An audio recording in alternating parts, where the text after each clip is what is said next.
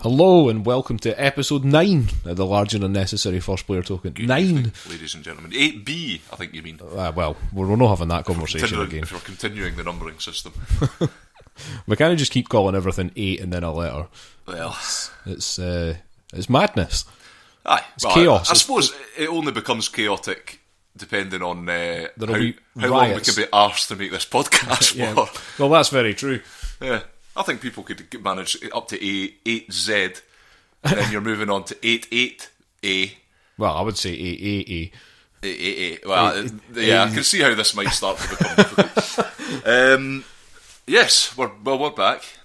We are. We've We've actually played some games this We time have actually. as well. We've almost put a bit of effort in. It's not like a chore anymore. Nah. You still keeping going with Fallout 4? Oh, well, I can't imagine you would. I have been playing it anytime quite a bit. I'm still really enjoying it. I have got to that point in it now, though, where I'm just walking into towns and then saving the game instantly and then going, I wonder if I can kill everybody in here. Which has happened in every Fallout game I've played from the beginning. It almost seems Fallout games do seem to be set up for you to kind of get that feeling about, like, oh, here, I could go on I could just go on a murderous rampage here. Why not? Killing spree, why not? But I'm still quite enjoying it, and I'm still discovering new things about it. And everybody I speak to about it has a completely different thing to say about it, the different things that they've done and stuff like that. So it's quite interesting that way. But it's still battering through the story. Yeah, so you've uncovered a bit of story. I've uncovered a bit of story. Aye, I mean, like I say, I don't want to spoil the story for anybody, but it's taken some quite interesting twists and stuff like that. So maybe you can drop something in if you want, because we will be hitting the spoiler button towards the end of this episode. So. Well, we will be, but that's for something completely different. Aye, but you could drop it in. I could just there's halfway through space. Talking about this board game, I could just start talking about Fallout 4. The sentence just segue into. Don't even segue. Just stop and start again. Right. Well, what have you been up to, Euan? Don't know, just been sitting in my room, staring. I have continued to play Metal Gear, and probably not as prolific as I was when I first started. But yeah, I'm kind of at a point now where the analysis paralysis is setting in, and I don't know what guns to research, Chris.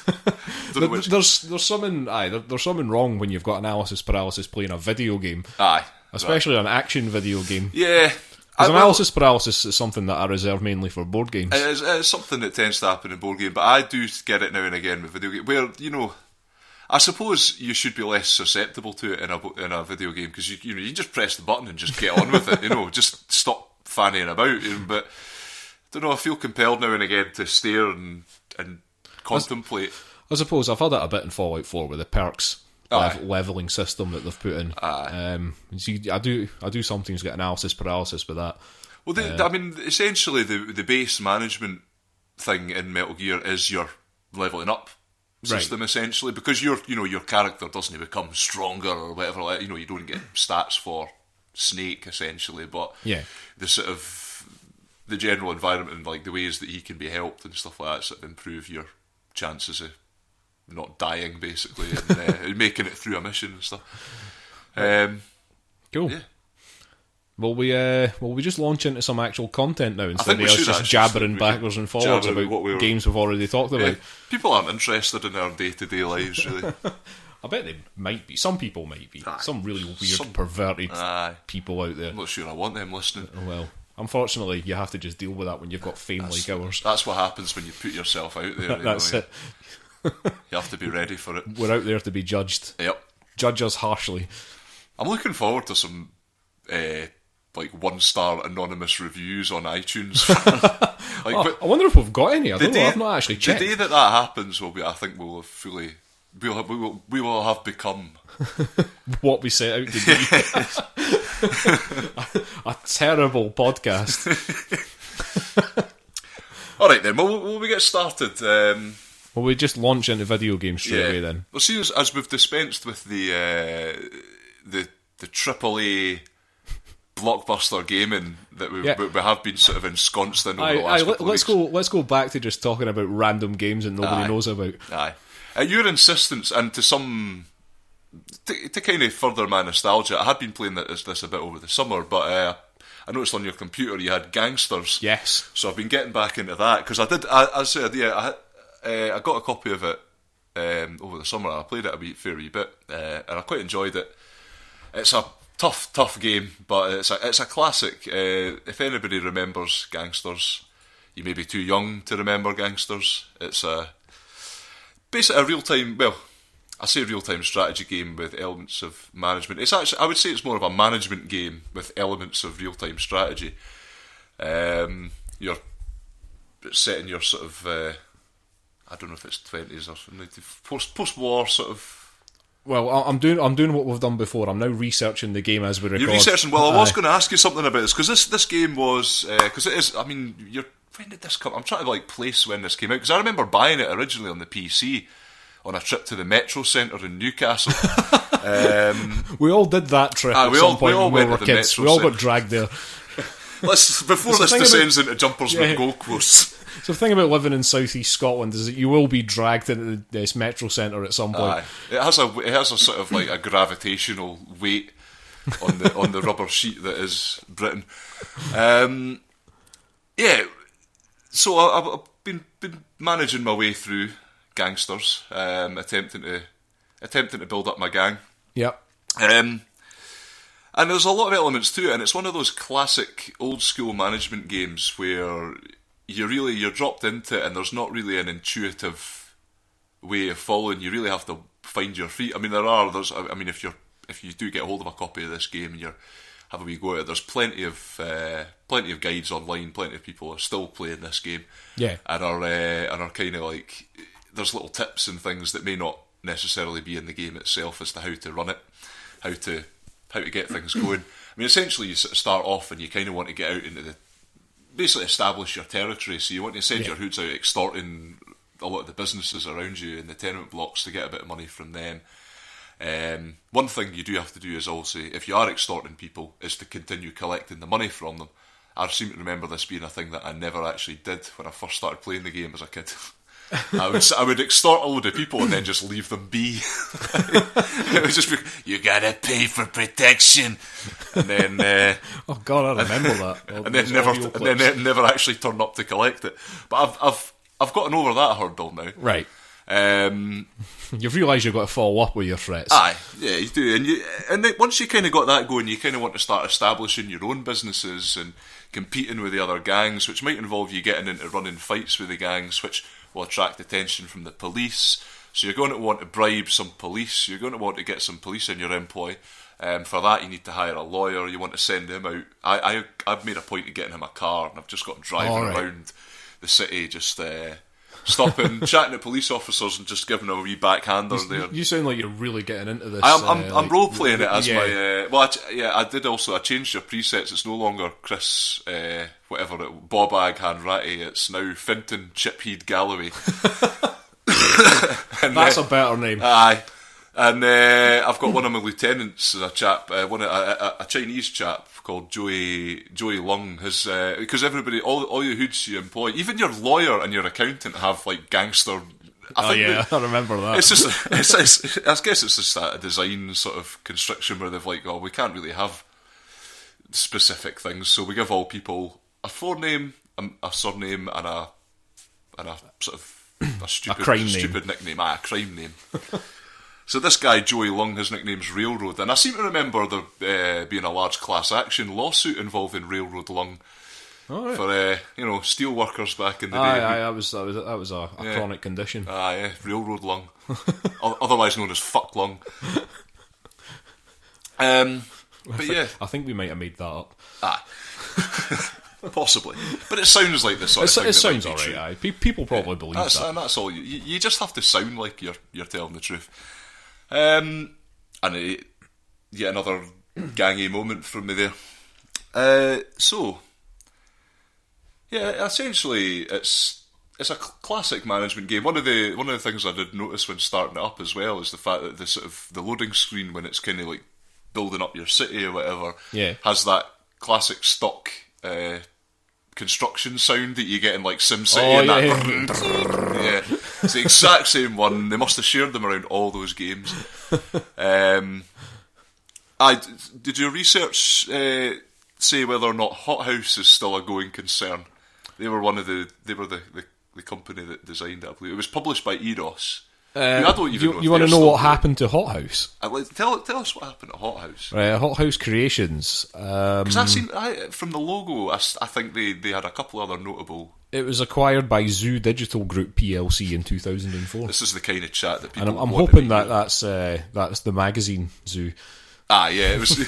It became a subsidiary of Zoo. All these game designers are now writing articles about like god awful magazine about folk from Made in Chelsea or whatever and what's happening to their tits at the moment. So yeah, Gangsters. I would give it a solid 3 railroad lungs out of 5. There are some issues. There's some solid. There's it's not a game for everyone, and just going through like some of the management elements. I mean, basically the way you're playing it is you've got your you set up your orders for the week and then you play through the week. Yeah, I probably should have said that at the top, but that's fine. That's all right. Yeah. Just keep talking. Anyway, well, so the management bit when you're setting up your orders is kind of, there are some quite fiddly bits there that did annoy me, and I was like, this isn't just a thing of it being that kind of game. I think there was an element of just it wasn't quite intuitively designed. Things like checking your hood stats, and how you sort of set them up in the team is quite fiddly and quite sort of difficult to get around. But it's the experience of the game makes a lot of that worthwhile if you can put up with these fiddly management issues. Okay. I would heartily recommend it if you can still get hold of a copy. I imagine one of these old games sites. Yeah, I think for a $5 or something. I think it's available on GOG actually. So I think it is. I'm not sure. I'm pretty sure I saw it somewhere. So if you've never heard of that and you want to, yes, it is available on GOG. It is. And or if you're suddenly getting nostalgic pangs, go and check it. There is a multiplayer mode in Gangsters apparently. I don't think I ever tried it, but I don't know if this is one of these really old school multiplayer modes where it's like you have to directly connect to your modem. Well, probably whatever servers were being run when it was done. Well, this is 1998. I don't think servers were being run back then. So yeah, it was released 1998. Hothouse Creations developed it. It's published by Eidos Interactive, the publisher of many fine video games. Indeed. Are they still a going concern? Eidos were, I think, bought over by somebody. Square Enix, actually. Because it actually comes up as Square Enix as the publisher. Really getting into the minutiae of late 90s video game publishing today, but it's, I mean, I remember Gangster, obviously it was on my computer, so I've played it. I'm sure you played it. And the one thing I remember about it was that it's just fucking nails. Oh, yeah. It's so hard. Tough game to really crack. Because you have to do very specific things for certain things to work. Like, I remember finding out about, setting up your sort of illegal businesses, which is a big thing. You really want to get your sort of illegal organised crime stuff set up, and because you can't just spend your time extorting and just sending the hoods. You need to develop as a gangster, and that's quite a cool element of it as well. There's a progression. If you play the game properly, anyway.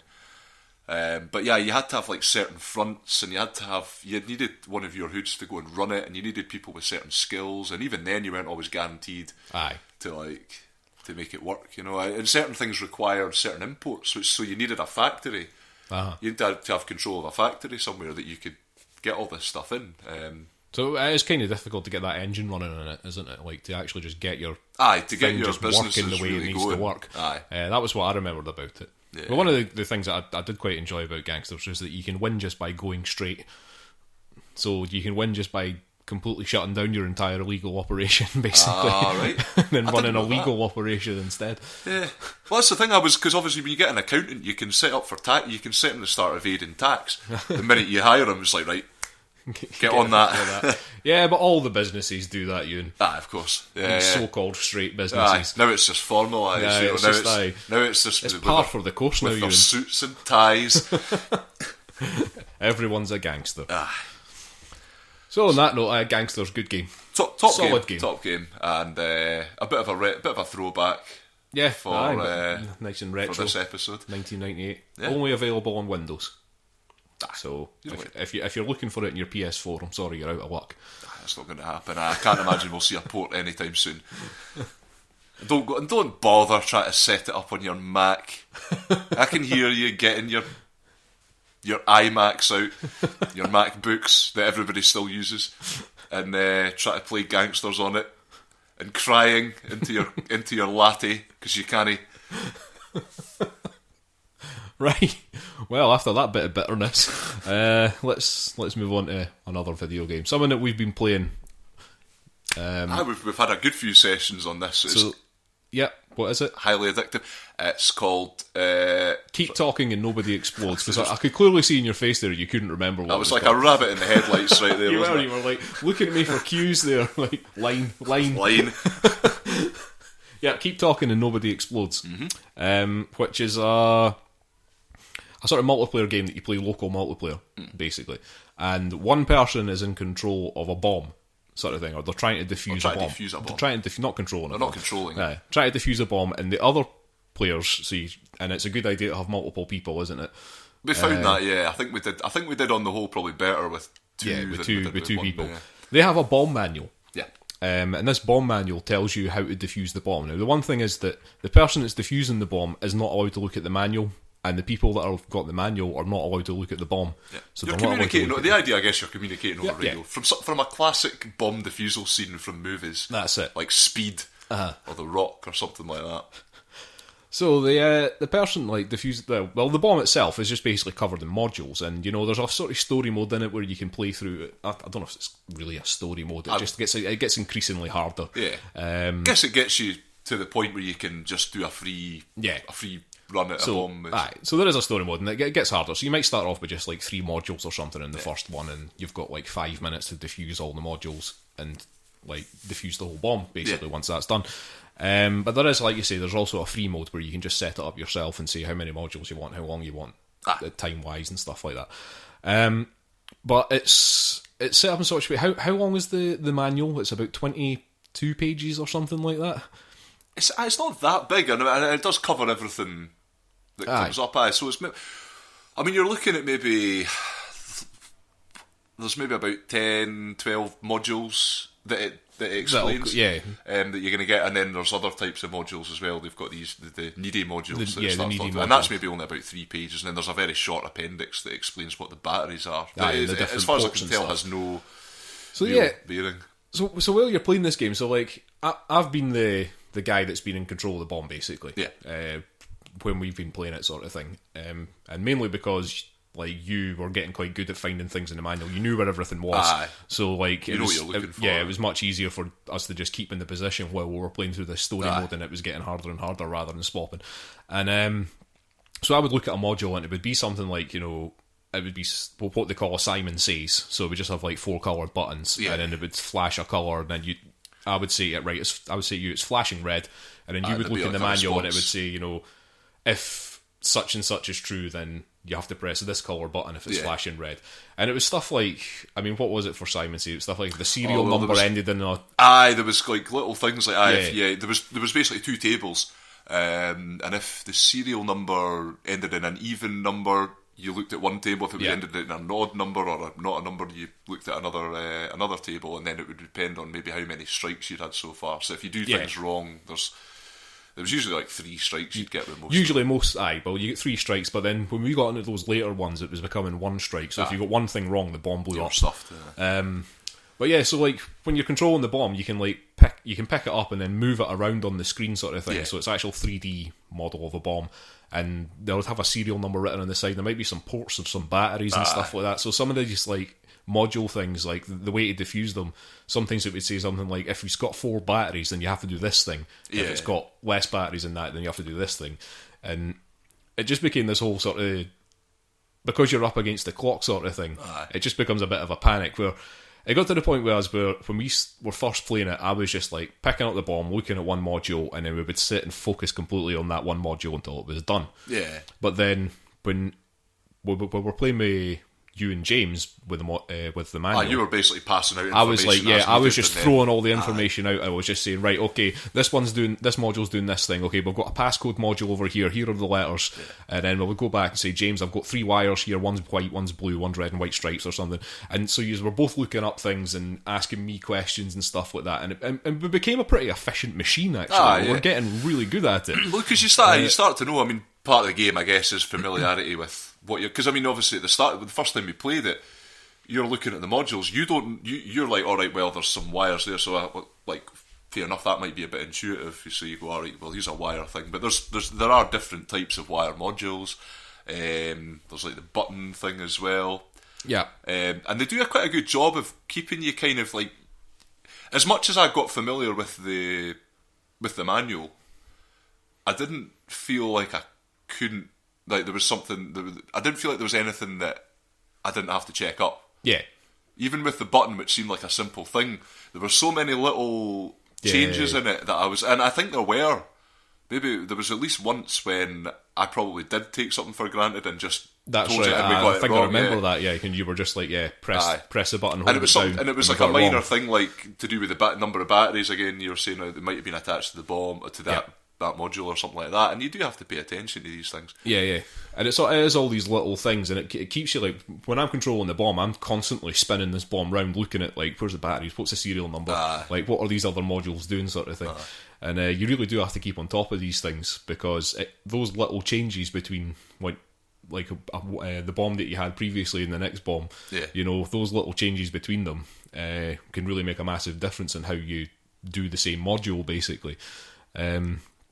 But it's like it's a really quite fun game. It's quite tense. It's like there are times when we're sitting there and the clock's ticking away, and actually, and the ones where you've got the strikes, if you've got more than one strike, so every time you get a module wrong, you get a strike, the clock starts ticking faster for every strike you've got. So it starts becoming if you've got a couple of things wrong and you've got a couple of modules left and the clock says like 45 seconds, you've actually got much less. You're probably a bit humped. You're pretty humped, but it does become this like... There's a few times we've got to 30 seconds we've pretty much known we're stuffed. But then again, you get to that point and you're a bit despondent and you go, oh, right, no, come on, let's go for it. Let's do this. Quick. Oh, God, it's exploding. So, you got blown up a couple of times. I've been blown up more than a couple of times. You've left me in that room to die, basically. I don't really understand how you're always defusing a bomb in the same garage or whatever it is that you're meant to be in. Well, why would you mess up several garages when you can just mess up one? I suppose. I never see the reconstruction, though. I'd be interested to speak to the contractors who are involved in that. It's a gangster / SimCity reconstruction. It just goes... Oh, right. That's it. It's done. Ding, ding, ding. Yeah. So what did you think of the game, Euan?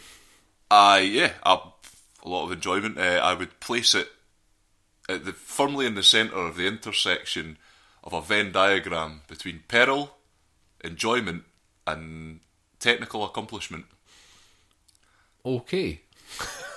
And I know what you're talking about there, because one of the modules requires you to look at a really ridiculous Venn diagram. Dickhead of a Venn diagram.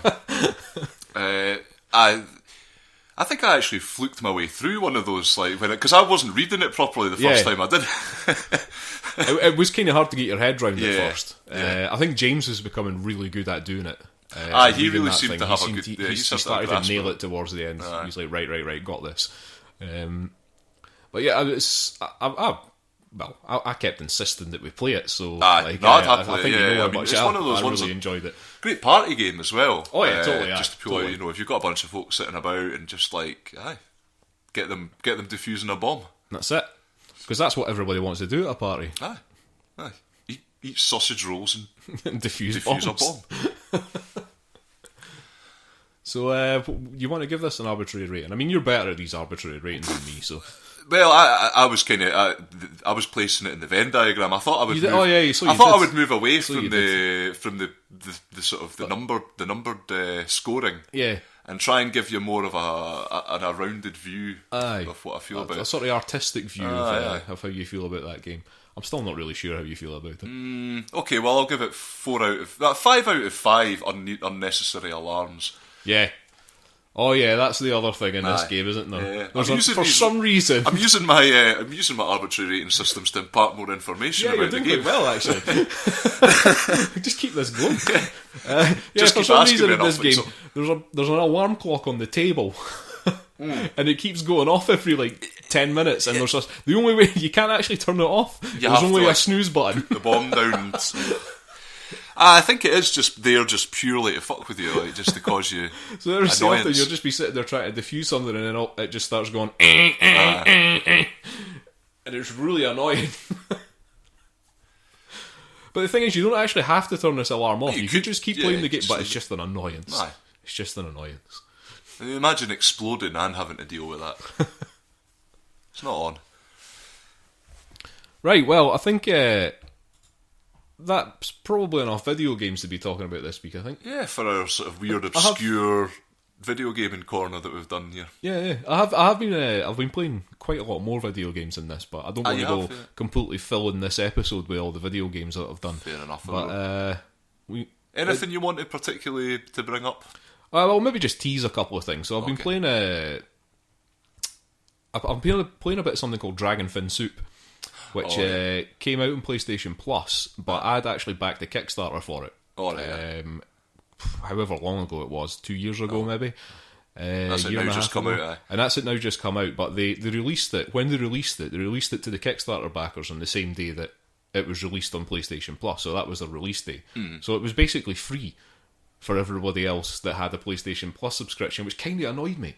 Because you already have a PlayStation Plus. Exactly. So, but the thing is that I've been playing on the it's PC. A difficult issue, that, because it's like, I get kind of where you'd be coming from on it, but it's almost the same. It's like, well, the game's out, out. You know, I was kind of annoyed about it, but a week's exclusivity is not really, or whatever it is. It's not that big. I can understand the designers released it on PlayStation Plus because they get a hefty payment for doing that. PlayStation, Sony basically pay them for that. So they've obviously decided, like, we could do with this money. This is guaranteed income for a game that we don't know if it will sell or not. So yeah, they've probably done the right thing there. But get it right round them. Anyway. I get it right round them. I'll probably talk about Dragonfin Soup. It's basically a roguelike sort of RPG style game, which took me a while to actually get into, but I'll talk about it maybe in the next episode. Okay, we'll hear more about Dragonfin Soup. I've also been talking about something else, which is it's a video game, but it's basically a board game, which you play as a video game, and it's basically the sweet spot for this podcast. And it's another Kickstarter game, another game I backed on Kickstarter. It's called Armello, and I will talk about that the next episode as well. Okay, good, because I want a shot of this. Yeah, it's pretty good. Right, is it on Steam? It is on Steam. Right. Okay. I don't know how that computer will run it because it's a gorgeous game. It's really, really nice. But it's not like it's mainly just rendering. It's not like too many moving parts or anything. There's just constant animations going on in it and stuff like that. So I don't know. We'll see, but we can always try it. Because I was supposed to test out on like Hearthstone or something like that. See if it can deal with that. Yeah, I think that PC can handle Hearthstone. Surely deal with. Okay, so moving on, as we've been promising for a while. We have been hyping this up a bit. Pawel has finally got his segment to us for this illustrious podcast. Mm-hmm. He's going to be talking about one RPG that he particularly likes by the sound of it. Yeah. Now, the way this was recorded, he's been having trouble sticking to his time limit, so we've kind of had to cut this up a bit. So it will just kind of end at some point, and the rest of it we'll put into the next episode. Okay. I think that's probably the easiest way of doing it, rather than letting people hear Pawel rattle on about the same game for half an hour. Well, I was always will come back. I suppose tabletop RPGs probably do need a bit of... Yeah. Do need you to go in depth a wee bit. So, hopefully this will attract a new audience that we have so far yet to cover. That we have so far ignored. Aye. Even though we've played Pathfinder. Yeah. And he does mention that, actually, in his little intro here. Okay. Yet again, it takes him at least 4 or 5 minutes to actually start talking about what he's supposed to be talking about. But he gets there eventually. That's the charm of Pawel. That's it. The Pawel charm. And he slags us off quite a bit in it as well. I imagine he does. Yeah. He's a horrible man. So here he is. This is Pawel. Hello, peoples. It is I, Pawel. And I'm back. It's been some time since we last spoke. It's a very one-directional talk, which is the way I enjoy it. And the reason why I've not been around for so long is entirely on Chris's and Euan's shoulders. I wanted to come back so badly, and you know what? Week after week, I was pretty much told to go away. That's what they've said, to my face. And I think the reason for it must have been simply because my awesomeness just intimidated them. But I figured I'll be persistent, and they caved in. So hello, that's me. And I'm here to talk about RPG a little bit, especially now that you've already probably listened to some bit of the podcast. Board games, maybe some video games. You're probably bored by now. So time to talk about the only thing that actually truly matters, which is RPG, not anything else, and certainly not whatever politics and religion and team sports. And you think about anything that matters, just forget it, and let's talk RPG. I figured that I would talk about a game I've recently acquired because I feel quite inspired by it, and also very much impressed by the production values and altogether what's inside. The game is called Shadows of Estrin. That's its English name. The game originally comes from France, or whatever you pronounce that word. And it's awesome. You might also want to know that anything I talk about is awesome, or if it's not, I'll still say it is, so might as well get used to it. No need to waste your time on anything that's less than awesome. Having said that, obviously that means that this podcast is actually quite awesome, especially now that, I'm on it. So Shadows of Estrin, yeah? You get 2 types of RPGs. Especially nowadays, that this particular hobby or type of entertainment, I would say, RPG is not entertainment. It's life. It's lifestyle. Yeah. Back in the past, RPGs would have been many things, and just one thing really, without any particular differences between various types of you name it, Dungeons and Dragons and what so. Nowadays, you get plenty of variety, but obviously there's always going to be categories and labels and stuff. I tend to look at RPGs as either the ones that concern themselves mostly with mechanics and rules and dice rolling, or the ones that concern themselves with storytelling. Shadows of Estrin is the latter, and that's one of the reasons why I adore it so. And again, because it's 21st century, and it's good to be alive at this very late stage of humankind killing itself, we get not only just a book.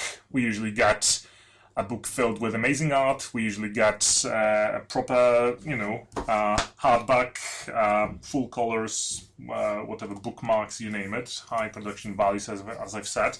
But nowadays, you also get the soundtrack. You get various other multimedia sort of additional source of inspiration.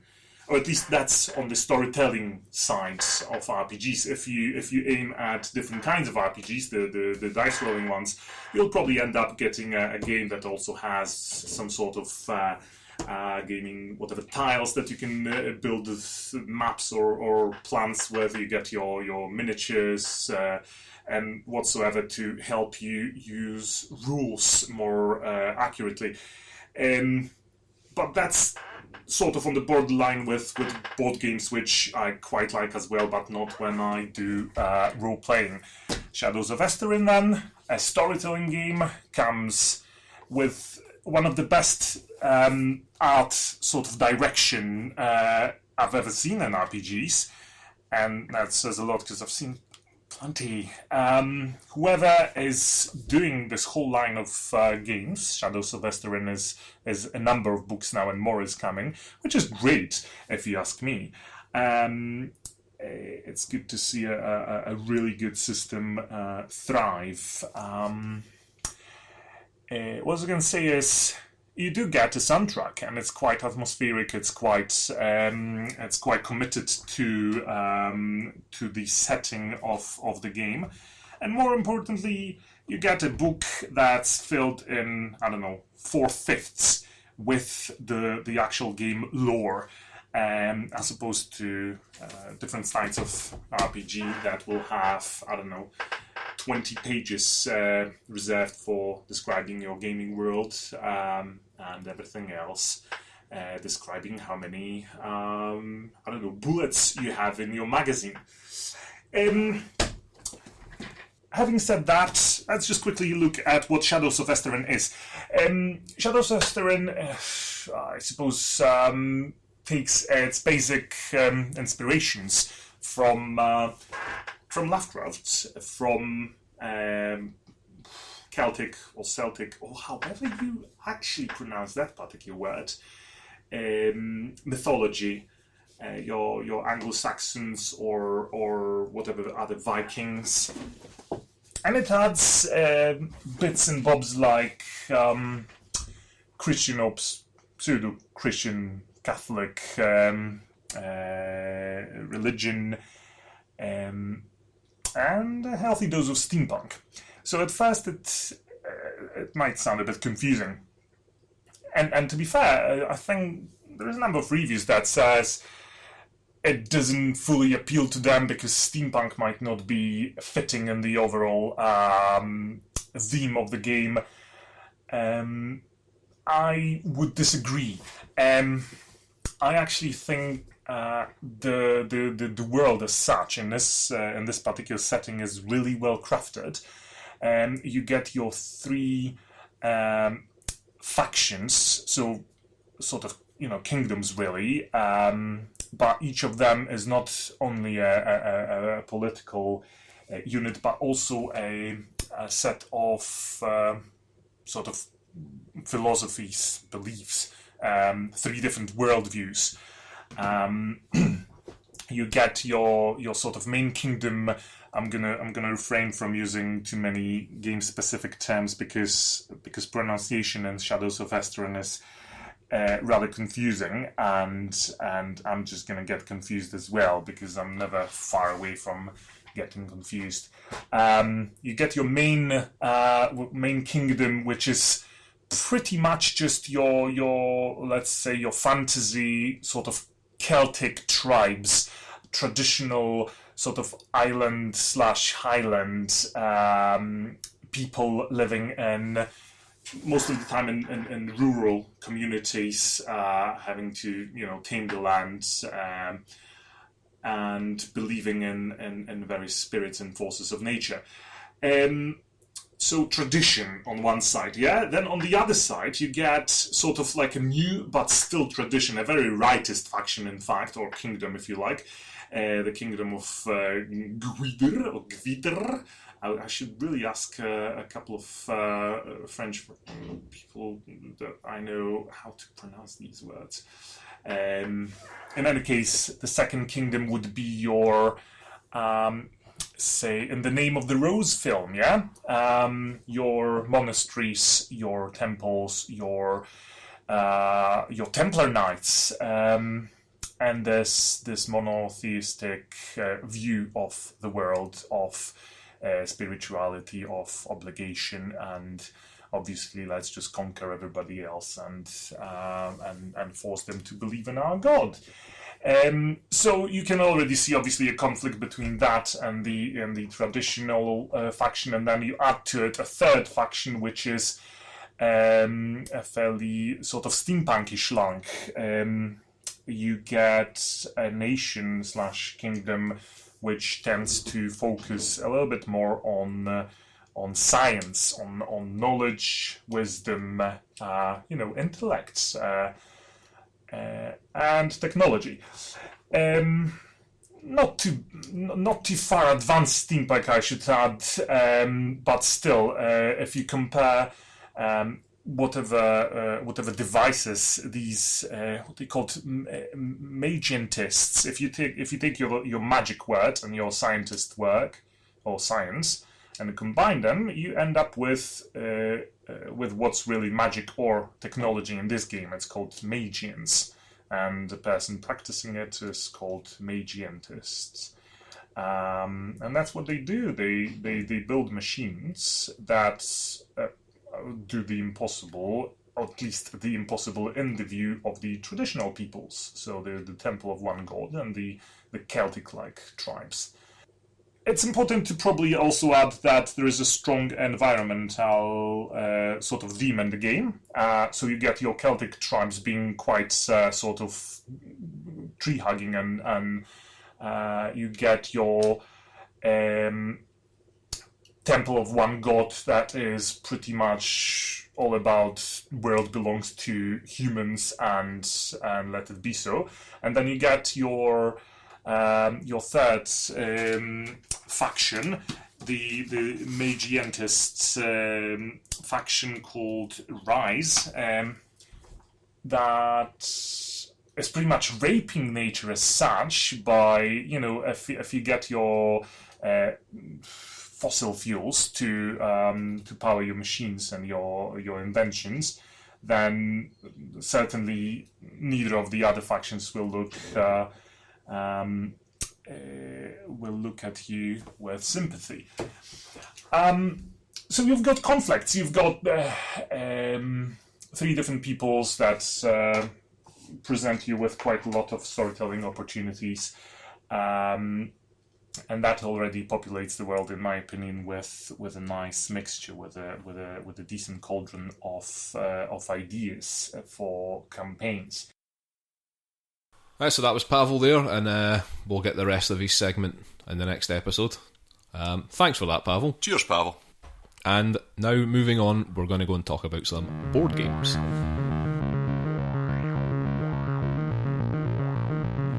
Okay, so board games. Aye. Well, we've managed to get a couple of games down. We've been playing a little Civilization styly game. A Civilization... What's the word you're looking for here? I'm looking for a word. There's a certain word that or certain phrase you might use to describe these type of games. A civilization building game. That's probably possibly a building. Yeah, let's go with that, because I'm clutching at straws here. Right. So the game we're talking about is the Golden Ages. Yes. Which is designed by Luigi Ferrini. First Italian game designer. No, there's a few of them kicking about. Aye. Oh yeah, there's some pretty prolific ones whose names escape me, but I think this is the first time I've heard of a game by this guy though. Right. But like you say, it's a civilization game, yep. And it's a pretty light civilization game. But there's a bit of depth to it, considering. But I mean, we played a 3-player game of it in an hour and a half. Oh, it's very very quick to play through. Aye. I mean, it's and yet you still feel like you're doing something. Aye, yeah. I mean, it's weird how it sort of expands in like the later stages of the game. And essentially, it's played in 4 eras. 4 eras, yeah. 4 eras, and you've got like a leader for each one that you can use. I don't know. It's not really a leader. It's just you've got a civilization from history that you can play as, but you get one for each era. And when an era starts, you can choose to switch to the civilization for that era, or keep the one that you've already got. If you like, John, you stick with the Chinese from era 1. Well, that was quite impressive. That John, who we played with, was. Well, it was almost historically accurate, I suppose. Really, Yeah, well, the Chinese they've never gone away. It's an undying empire of Chinism. Yeah, but look at it now. It's not like the China that John was building. Yes, well, probably, thankfully, actually. Yeah. So, yeah, you've got your various races, but they're not that sort of integral to the game, I guess, in terms of, apart from the bonus you get from them. You get some bonus for them. And then the ancient ones, you've got your classic ones like your Romans and Babylonians and Egyptians and stuff like that. And then you have a sort of Middle Ages race. Yeah. And then you have a medieval, not a medieval, like a Victorian era almost race. And then you get a modern one. And the modern ones are a bit weird because one of them is the European Union. It's just a flag. Yeah. And I couldn't even quite work out what its bonus was meant to be as well. In fact, I think I know, and it wasn't very good. I disagree with you there, actually. I remember looking at the European Union bonus and thinking that's actually pretty good. From what I remember, it was just putting people into the Agora for points. Right, let's talk about this later. Let's go into the mechanics of this game. We're just now arguing with each other about something nobody knows about. So, the Golden Ages. Yeah. So, how is this played? Well, essentially, you take turns to play through the age that you're on. So you got your 4 ages, and you go around the table. Everybody taking one action until you decide that you're done. Yeah, and you enter into golden the age. titular golden age. Yes. Titular. I'm glad you squeezed that word in. Thought I'd get that one in there. And at which point you're sort of basically going towards the end of that age. Yeah. The sort of actions you can take are based on. Well, we should say first that the game's played on a map. Oh yes, well, because I think that's quite important in this. Well, game. it does become. And this is a map which is like made. It's played on a board, which is it's just a sort of, it's got squares on it, and there are some islands on the board already, but you get some tiles. It's a modular world map. Yes, it is actually a map of the world, but you start off with just one bit in the middle, which is supposed to represent like what is it? Somewhere sort of the Middle East. I thought it was like maybe Middle East, yeah, like the cradle of civilization, whatever they call that area, sort of thing. And this is like that tile's always in the centre. Yeah. And then if you want, you can actually recreate the world map using all the tiles in the game. But that's never going to happen in an actual game. Not in an actual game. And you had a go at it when we finished the game the other day, and you were having difficulty. I was having real difficulty putting that together, but I had to look it up. But yeah, so at the start of each age or era, whatever, each player gets to put a new tile on the board, and it just put it in wherever you want, sort of thing. It has to go next to another tile that's already there, and that sort of those sort of standard rules that you have in these games. The sort of land has to connect to land. You can't just have like a border of land just suddenly turning going into the sea. So, I mean, you could try and claim that it's cliffs, but we're not those kind of board game players. Or a fault, could be a fault line, but so you have to place your when you place down your board piece. You have to place your capital city in the first round. Yeah. And in later rounds you can choose when you're placing your board board piece at the start of the age. You can choose to move your capital city to that piece as well. And you get three men. And you only always have 3 men. You never actually get any more men than that. It's like just 3 little worker guys.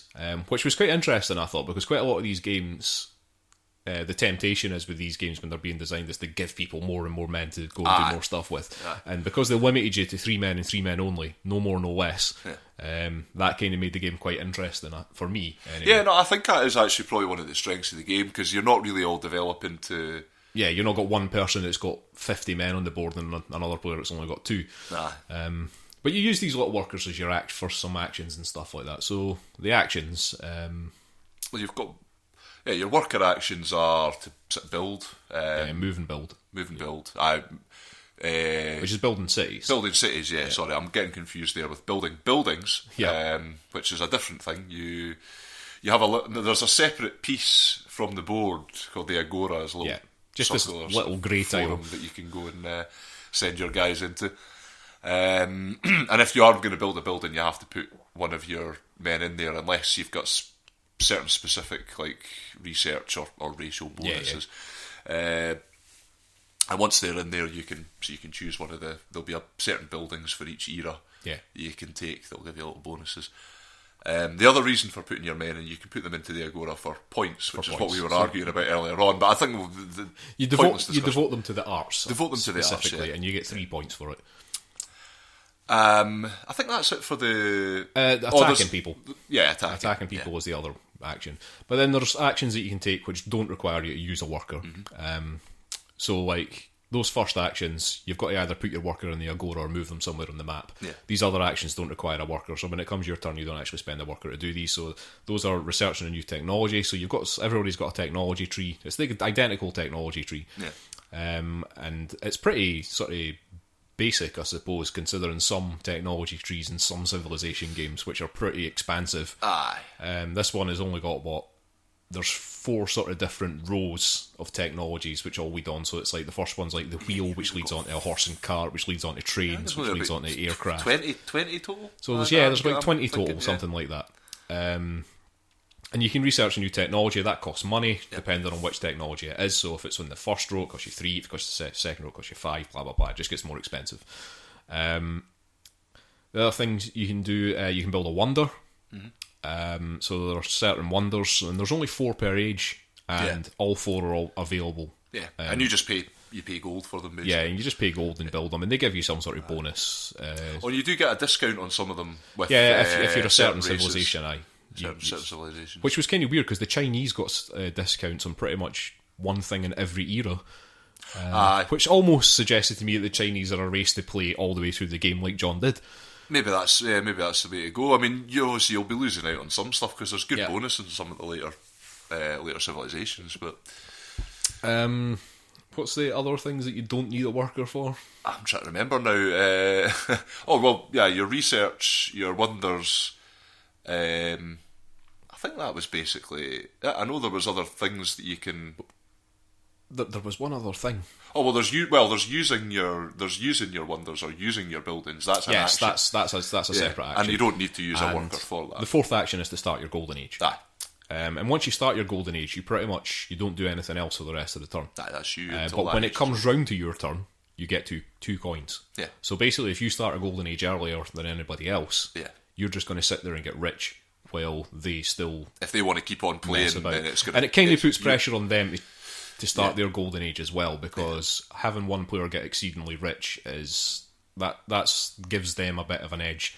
It definitely does. I mean, the thing, because when you realise that and this was something that I kind of realised during the middle of the game, is that having loads of money is well, it's good in most games, but it's quite specifically in this game. The fact that you could just infinitely, if you've got a load of money and you could just keep on researching more and more stuff, put yourself technologically well ahead of everybody else quite easily. And because some of those technology things were pretty powerful. Like there are some ones that give you, like the boards, all the tiles on the board have all got sort of icons on them. And it could be like stone or like deer or grain and diamonds.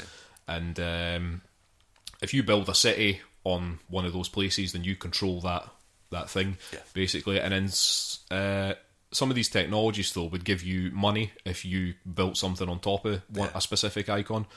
I can't remember, there was one of the sort of medicine ones that gave you like 3 coins for every grain thing that you built on top of.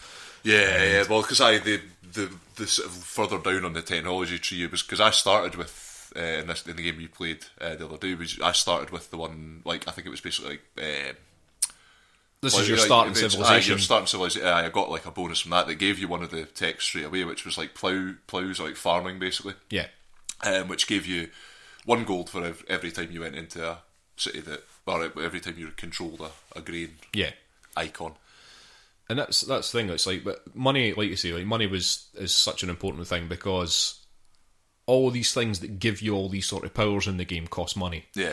So if you are generating a lot of money, you're becoming more and more powerful, basically, because you can research more technology, you can build more wonders, and wonders give you some sort of bonus for certain things. Some of them are kind of similar to technologies, but maybe slightly more powerful. Or and then what else do you use your money for? Is that pretty much it? That is pretty much it. I feel like there's something else. Your technologies, your wonders, and you don't even use them for the building. Yeah, you don't. The buildings. So That is mainly. Oh well, you have to pay to attack. Combat, that was the your other thing. combat, So and that gets more expensive each time. And combat's a weird thing in this game. It's really just straightforward. Yeah. So, like, you basically move one of your workers into a place where somebody has a city or another worker or something like that. Not a capital. You can't attack their capital. Yeah. And you basically just pay an amount of money depending on how many times you've already attacked. So the first time you attack, it costs you 3. So you just pay 3 gold to move into their space, and it just wipes everything in that space, and then you can build a city there. Yeah. And you also get one of these conflict tokens, I think they're called, and they have points written on the underside of them. And at the end of the game, you add up how many points you got. So the more aggressive you are, the more money it costs you. There is an incentive though to at least have a couple of fights. There is, and I didn't have any fights in our game. You just started nuking people by the end of the game just for fun. I was like, you know what? I've got a bit of money here. I'm just going to get this tech and I'm going to have a go at nuking somebody. I might as well explore all the possibilities of the game. And it's like there's quite a lot of sort of different things in this like short game going on, but none of them are overly complex. It's just how they all work together that makes the game what it is. And one of the things I'd say about it is that I'm assuming the guy designing it has your boy Farini, your big Farini, big Deke Farini. He's obviously studied, particularly board games that do civilization games like that, because it's almost like the mechanics themselves have some element of actual civilization building to them.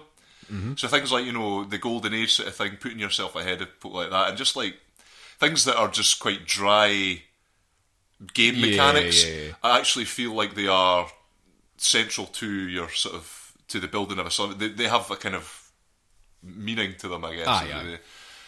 Which I found quite interesting about it is that it's a really distilled game. Yeah, into this kind of distilled's a good word to describe this game. One of the other things is that you're kind of given a bit of direction at the start of the game as well, because everybody gets a secret card, which is a future technology card, which is almost like a goal, something that you'll work into. I was getting confused. I thought I had to research it for it to take effect. Yeah, but you don't. You just it's stuff like I had time travel, which basically for every wonder, like if I had the most wonders at the end of the game compared to everybody else, then I scored 8 points for it. Yeah. Which one did you have? Was it? I don't. We never actually looked up the description of it, and I never really. Well, describe it. What do you think it was? Right, the picture, right, was what appeared to be like a small submarine, and it looked out. It was like sort of like one of these sort of domed ones. Like it was yellow. It was like Thunderbird 4. It was going through the water, and the bonus was I got 8 points for having the most food icon, the grain icons. Yeah. So I'm guessing it was some kind of food. So I don't know if it was like harvesting algae for food. Oh, that was I was thinking it was like some kind of future farming thing where it was like, future farming underwater. Future farming underwater, like eating seahorses. It was. Maybe you've gone to live under the sea and you've just taken all your food with you. That's maybe it. Yeah, I just couldn't draw a line between the picture and the bonus it implied. So.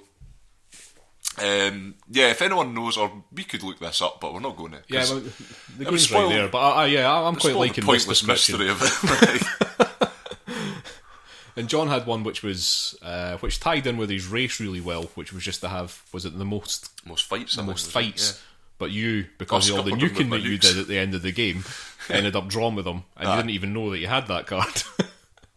I was just doing it for a laugh. I think his was something like the New World Order or something like that. I can't remember what it was called, but it's quite interesting. Yeah, I actually really enjoyed the game. It's short for a Civilization game. It's like I say, we played it in an hour. Quite satisfying to play as well. Yeah, you do feel satisfied by it by the end. Yeah. Which is one of these things that with these sort of shorter games that are sort of Civilization based and stuff like that, you can end up feeling a bit sort of empty at the end of them. I don't know, not really fulfilled by it because you didn't get the full Civilization experience almost. If you see what I mean. But I feel like I actually got it out of this. Yeah. Not like I do out of sort of Sid Meier's Civilization board game. Well, that's just a big... which is a big epic thing that you do sort of feel you've taken your civilization from start to finish, and it's been a long haul. And in this one, much shorter, but still enough depth to it that I actually felt like that I'd actually achieved something. Yeah, definitely. It uses a sort of small amount of pieces and things like for a game like that to quite great effect. Just on the thought, struck me. Is this the first civilization building board game we've covered? I think it is. Oh, I think it is. I don't think we've talked about any other civilization. There are. There's hopefully more to come. There are, and Sid Meier's Civilization is one of my favourite games. It is a good game. And we've also got Through the Ages, which is also a particular favourite of yours, isn't it? I do like Through the Ages. Which is a kind of stranger civilization game because it doesn't use a map. It's very abstract. It's very abstract, and it can be a real struggle at times as well. Yeah. And it can be slightly punishing, I suppose, if you really mess up your engine. It's a wee bit sort of management spreadsheety as well. It's very spreadsheety. If you can't deal with those kind of games, I sometimes struggle, but I do quite like. It is like Football Manager, the civilization game. That's a good description. But fits. I think that is the first civilization game I've covered, and it's probably a good one to start with. Yeah, we can only build up from there. And build up from there until we get to the really epic ones, like that 1970s civilization game. Oh, I'd almost forgotten. I'm sure we have mentioned that in the podcast before. We have, and it's been brought up to me by quite a few people. I think it was, it's done the rounds, that game. Like, it's not an unheard of property, and I'd be interested to actually have another go at it. I don't know how far we'd get into it. Because that's the board game that the computer games were based on. And I've now got the board game that's based on the computer games. So make of that what you will. That's it happens in happens in comics. Yeah. There's definitely been comics that have influenced films that have then gone on to influence comics. It happens. I've also got another civilization game there, Patch History, which is a more recent one as well. Aye. And that's pretty good. Have you played that yet? Still yet to play that. Well, yeah. that's a good one. It's a bit of a stranger one as well. It's got sort of a weird mechanic in it, which involves almost making a sort of patchwork quilt sort of thing almost. I do. But interesting mechanics. Games. So. It's a good one though. We'll need to break that out at some point and talk about that. Well, there'll be many more civilization board games for us to talk about in future. Yeah. So look out for that, Scoop Troop. Scoop Troop. Right. In fact, I don't want you to explain that. Just leave that there. Right. So let's move on to the board game we talked about in the last episode, which is Time Stories. Yeah, we're continuing with that. We managed to get that first expansion module. We nailed that on Sunday, a couple of days ago now. We did. We did better than our previous Through the Asylum run. We did. Bob's a wee bit happier with us. He did have a really evil, scary grin. Well, as I said, despite the rest of the box art and everything and all the individual module art being absolutely beautiful, it was a bit sad to see that they'd clearly just gone on Photoshop with a picture of him, expanded his mouth and slotted some teeth in between in a sort of smile. It is disgustingly scary. These people shouldn't be doing that. I think the fact that everything else looks so beautiful, it really makes it more obvious. Right, so this first expansion, the Marcy case. Spoiler button, by the way. I'll hit the spoiler button again here. Not that spoiler button. Oh, sorry. The official one that I'm using. Not that one. Not that one. Right. I've got one. Oh, fair enough. There it is. I know you're just so excited about doing the spoiler warning thing, man, but leave it to the professionals. Leave it to people who can operate buttons.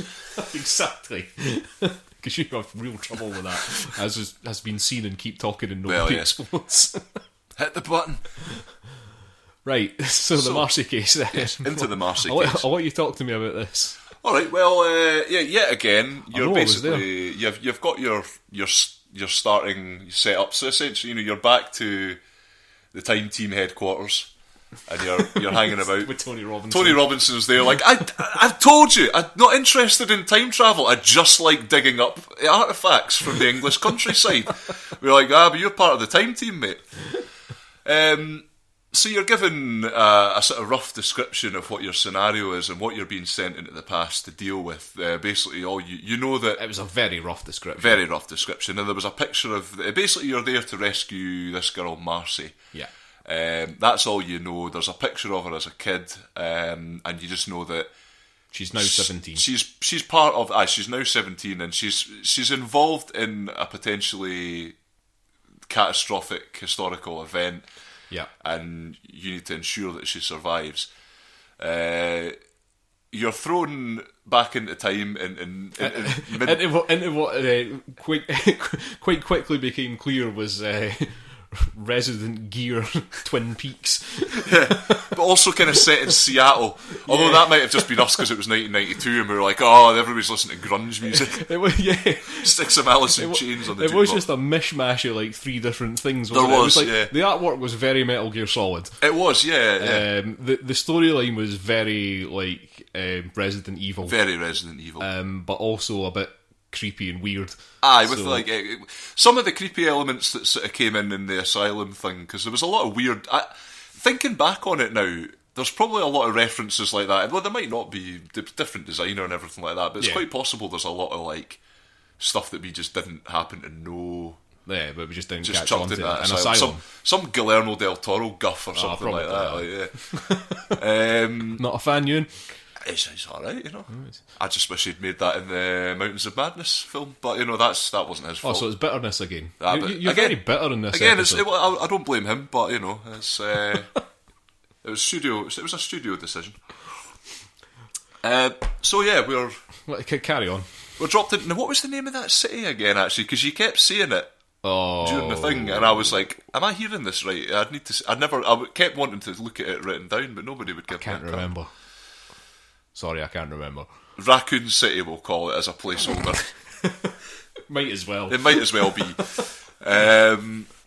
So yeah, you're sent into Raccoon City as a group of your vessels. This time are a group of. Well, it was a bit of a mishmash. My character was a cop. Yeah. Or it never quite. It just says agent. Yeah. Agent of what? I don't know exactly. Stars, possibly. Agent of time. Time agent. My character was an ex-prisoner who turned into a bodyguard, and for some reason, Marcy's parents had hired them to try and find their teenage daughter. Seems fair enough. Probably not a great idea, but well, he was under the supervision of Agent, whatever his name was. Yeah. Kevin, I think it was. And it did say in his character card that he was a big fan of Miles Davis, so. That was that was kind of weird. Good of them to flesh out the character with a love of jazz. He didn't look like the type to like jazz, but okay, we'll go with it though. Yeah. So we had like sort of one was a journalist. Yeah, it was a reporter, and then I can't remember. The other was ex-Marine Corps or something. That was it. Yeah. So it was just this mishmash of characters that were searching for this girl Marcy. Yeah. In Raccoon City, or what might as well have been Raccoon City. And we didn't really get much more information that other than that we had to keep her alive. Yeah. Or something horrible would happen. Yeah. There was a couple of things, because the way that the game sets up, and this is, I think this is one of the cool things about Time Stories, the way, because obviously it does it for each module, and there might be certain specific things using the existing pieces or mechanics. You go through the cards in your time HQ, and you're given a bit of flavour text setting up the scenario, but then it also sets up things like what certain pieces mean in the game, and like certain things that you need to be aware of, and stuff started coming out there that were a bit like, okay, I think it was right at the end there was something basically about noise and infected, and we're like, right, okay, so we're going to get dropped into a zombie situation. And that's what it pretty much turned out to be. This turned into a zombie game quite quickly. Straight away, you're dumped into the like city streets, like the highway you're entering from, and there's just a scene of carnage that you have to deal with. Aye, because you were just dumped straight into that. There was like an upside down police car and a policeman with his head caved in, and some zombies just wandering about, and we had to just deal with that situation. But the whole thing was that we needed to find Marcy, and like it just became quite strange because we found the girl, who was like chained up and stuff like that, and but she was completely drugged out of her mind, so she couldn't actually tell us who she was. But we took her with us, but it turned out that she was infected and she died. Because after a certain period, these infected all of them were things infected, just die. So and then we found more girls, and then we found a scientist, and he was also infected. The other girls were also infected, and they all kind of looked like Marcy. These girls, they all had the same sort of red hair and that kind of thing. And because the only picture you had of her was when she was 10, you don't know like which one's which. They all had subject numbers written on them. So they've obviously been tested on. And you can find information about the subjects, like using those codes around the place. But, you know, we struggled to find some of that. It was really difficult to find anything coherent that we actually said that you could pinpoint, right, this is going to give me the answer. But there might have been something we missed. I feel like we kind of did explore everywhere we could have done. Yeah. But I don't know. I don't know. There's something. You always feel like there's something you're missing. Missed something huge there, which is a big part of the game. But then, I mean, you know, at least when we applied a certain amount of logic to working out which one was matter. Yeah, because I mean, when we had two notes saying, "Oh, this subject hasn't taken to the thing." Yeah, I'm guessing that the scenario was that she had the cure to whatever was causing this outbreak. Yeah. That she was the cure, basically. But see, this is what makes me think that we missed something, because we never really found out what was going on with these experiments. Like, why were these girls being experimented on, and like, where did all the infected come from in the first place? We never found that out. There was one tape that we never got. We never listened to one of the audio tapes. But I mean, even that, I don't think it would have given us the full picture. I'm not entirely sure that they would have done either. I think the idea is that there's meant to be a certain amount of disorientation about these things. To get down to it, like, basically what happened at the end was we managed to figure out, we found an antidote. Yeah. Which meant that if you had this antidote, any infected people, the girls and the scientists or whatever that you took with you, wouldn't actually die. Yeah. They would all stay alive.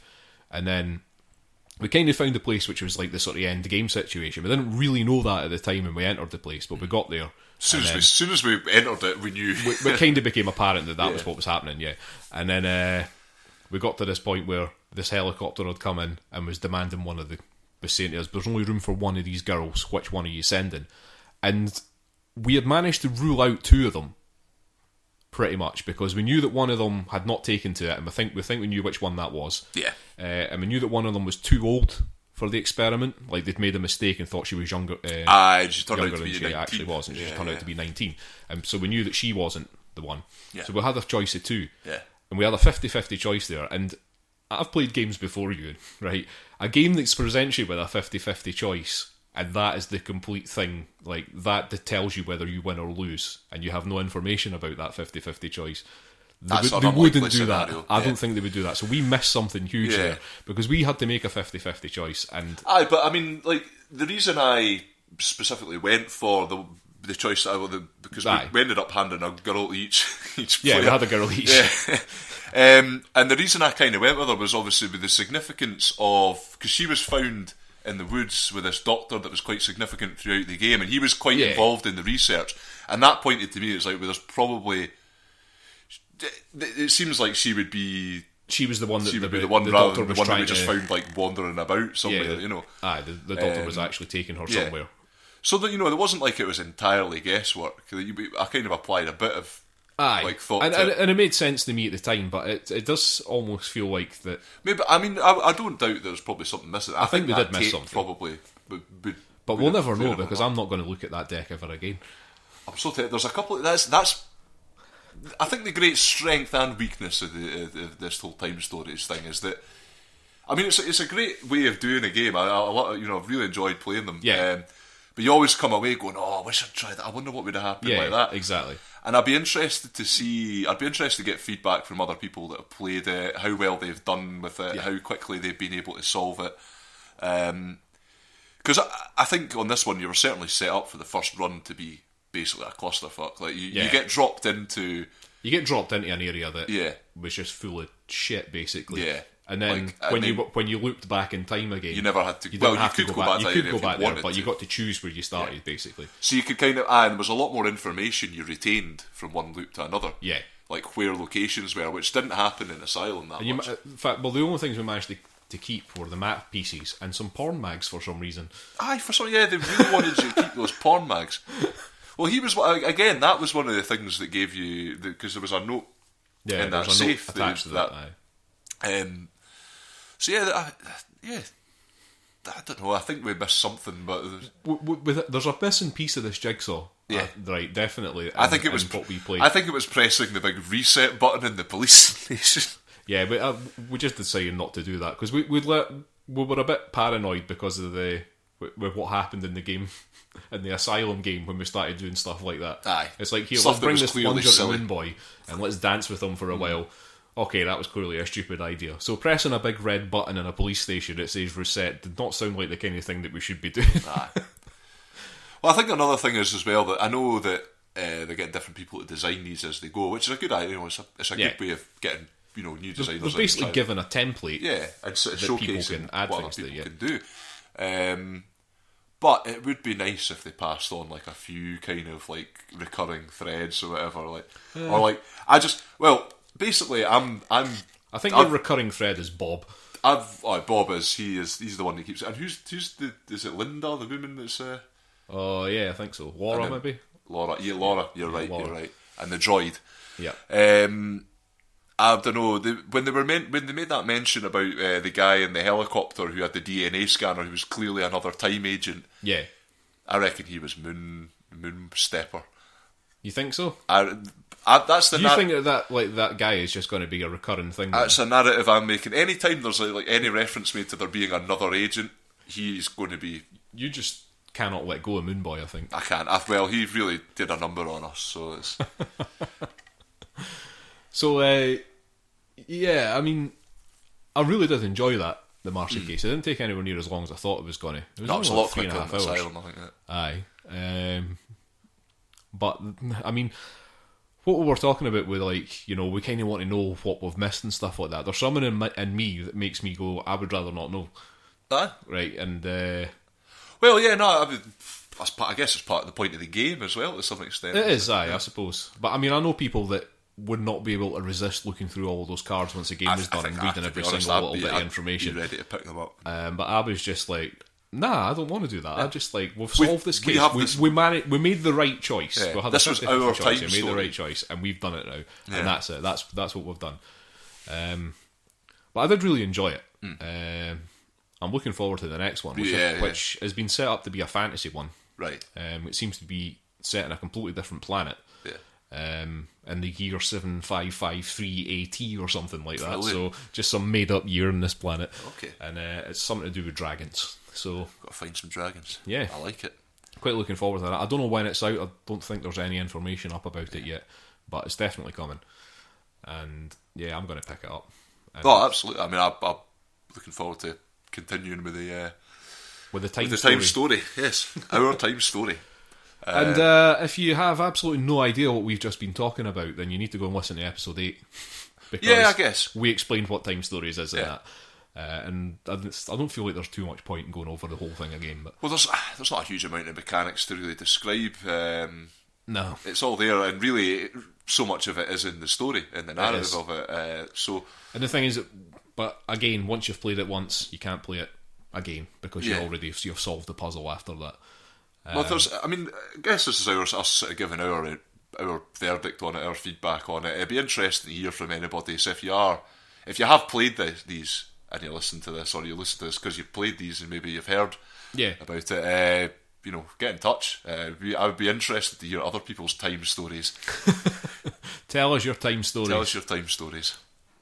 That's been a new segment on the large and unnecessary first player token podcast. You don't even know the name. You don't even know what. I just don't feel it's necessary to say podcast every time. I think it is. I think you have to be clear to people listening to this podcast that they're listening to a podcast. They're not just sticking a large and unnecessary first player token into their ears. Right. Well, I think that pretty much wraps this episode up now. I think we've covered everything we wanted to cover. Yeah.